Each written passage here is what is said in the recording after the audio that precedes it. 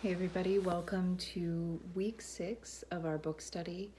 The video for this week is focused on orchestrating classroom dynamics, and because we are in a very precarious situation as it relates to school and distance learning, the skill building practices at the end will be a little bit more challenging, yet I want you to try and adapt and modify and find a way to practice these, although you may not have your students right there in front of you.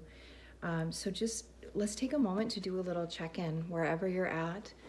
Maybe just bring all of your attention to your seat, wherever it is you're seated. Maybe ground your feet on the floor. If you'd like, and if it feels good for you, you can close your eyes, or maybe bring one hand over your heart, one hand over your belly. And what we'll do is just rest here for a moment, bringing all of our attention again to the body, just noticing the support beneath us, the breath flowing in and out smoothly from the nose or the mouth.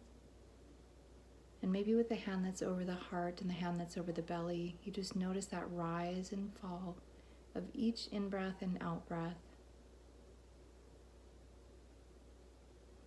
Good. Try to relax the face from the forehead all the way down to the jaw. Just softening here for a moment. Then we'll take a nice, deep, big breath in through the nose, out through the mouth.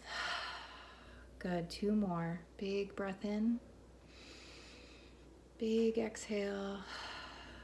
1 more nice, deep, letting go breath. Good. If you chose to close the eyes, you can slowly begin to open those, bring your awareness back to the room. So I know there's many challenges facing everybody at this time, but I just wanted to extend my gratitude for all of you, for you teachers, for who you are and what you do.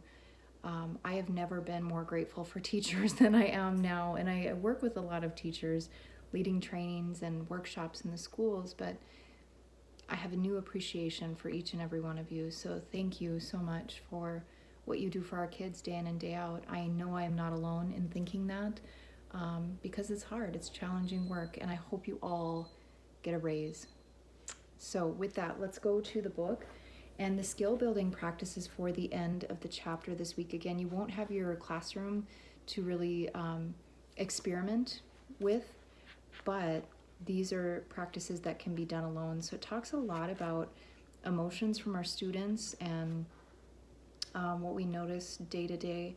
But the skill building practices at the end are mindful listening with a bell, mindful walking, which is a fun way to use mindfulness to transition between the different classroom activities. There's mindful eating, which is my favorite. I just did a practice with some kids on my Yoga Time with Miss Heidi video on mindful eating, just getting kids to slow down a little bit. Then there's the bell activity that you can choose as well, but maybe just for the sake of where we're at with everything, maybe choose mindful walking or the mindful eating, just a way to bring your full attention to whatever it is that you're doing. So with that, I hope you are all well. Please continue the awesome comments and responses to each chapter. And again, thanks to each and every one of you for what you do day in and day out. I appreciate you. Take good care.